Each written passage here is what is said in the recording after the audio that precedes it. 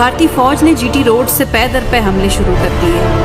سرحد پر ہندوستانی نقل و حرکت کا مشاہدہ سب سے پہلے پاک فضائیہ کے موبائل آبزرور یونٹ نے کیا اور commander in chief air marshal Nur Khan نے صدر ایوب خان کو بھارت کی طرف سے جنگ کی اس کارروائی کی اطلاع دی۔ بھارتی فوج ایک ہی دن میں لاہور پر قبضہ کرنے کا منصوبہ بنا چکی تھی، حتیٰ کہ بھارتی اخبارات سے کہا گیا کہ وہ 6 ستمبر کی شام کو اہم اعلان کا انتظار کریں، لیکن بھارتی ناپاک عزائم کو پاک فضائیہ کے شاہینوں نے خاک میں ملا دیا۔ جنگ ستمبر میں ہندوستانی زمینی اور فضائی افواج کے درمیان کوئی ربط نہیں تھا اور بھارتی فضائیہ کے پاکستان پر حملے غیر منظم دکھائی دیے۔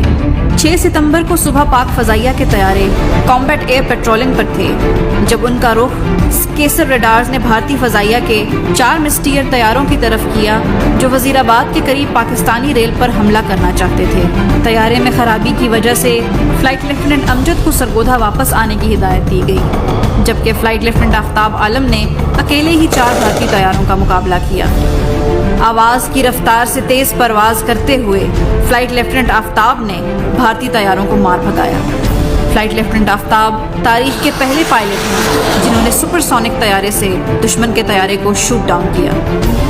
دریں اثنا چھم سیکٹر میں پاک فوج کو کلوز ایئر سپورٹ فراہم کرنے کے لیے اسکواڈرن لیڈر سجاد حیدر کی قیادت میں 19 اسکواڈرن کے 6 سیبر طیارے پشاور سے روانہ ہوئے۔ ٹینکوں میں لاہور کی طرف بڑھنے والی بھارتی فوج کو روکنے کے لیے اس فارمیشن کو لاہور کی طرف موڑ دیا گیا۔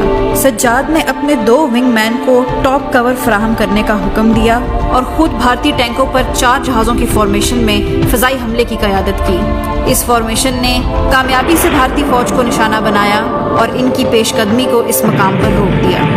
بھارتی فوج نے بعد میں اس بات کا اعتراف کیا کہ پاک فضائیہ نے اس قافلے کی تمام تر گاڑیاں اور ٹینک ناکارہ کر دیے تھے۔ پاک فضائیہ کے اس حملے نے سرحد کے ساتھ ہندوستانی فوج کی لائنوں کو درہم برہم کر ڈالا اور پاکستانی فوج کو مضبوط پوزیشن قائم کرنے میں مدد دی۔ جنگ ستمبر کے دوران وطن کی فضائی سرحدوں کی حفاظت کے لیے دن رات پاک فضائیہ کے ہوا بازوں نے پروازیں جاری رکھیں۔ اس کے علاوہ بہترین جنگی حکمت عملی کے تحت ایئر مارشل نور خان کی کمان میں پاک فضائیہ نے ایک ہی دن میں بھارتی فضائیہ کے بیشتر ہوائی اڈوں پر حملہ کر کے ان کو ناکارہ بنا دیا۔ ان حملوں میں پشاور، سرگودھا اور ماڑی پور کے ہوائی اڈوں سے پاک فضائیہ کے شاہینوں نے بھرپور حصہ لیا۔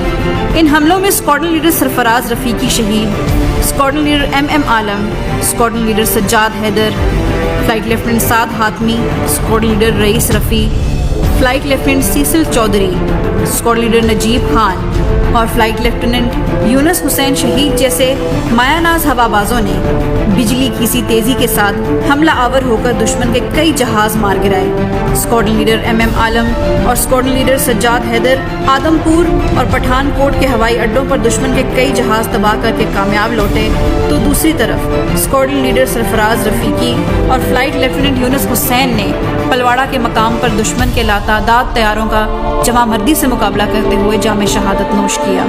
6 اور 7 ستمبر کی درمیانی رات میں ماڑی پور سے پاک فضائیہ کے بمبار طیاروں نے بھارتی ہوائی اڈوں پر پے در پے حملے کر کے بھارتی فضائیہ کی کمر توڑی۔ ان بمبار ہوا بازوں میں اسکواڈرن لیڈر شبیر عالم صدیقی شہید اور اسکواڈرن لیڈر اسلم قریشی شہید قابل ذکر ہیں، جنہوں نے ایک رات میں 3 بار انتہائی کٹھن صورتحال میں پرواز کرتے ہوئے بھارت کے جام نگر ہوائی اڈے پر حملہ کیا۔ اسکواڈرن لیڈر شبیر عالم صدیقی کا جذبہ حب الوطنی اتنا بلند تھا کہ ایک ہی رات میں بھارتی ہوائی اڈے پر 2 فضائی حملوں کے بعد بھی انہوں نے تیسرے حملے کے لیے خود کو رضاکارانہ طور پر پیش کیا۔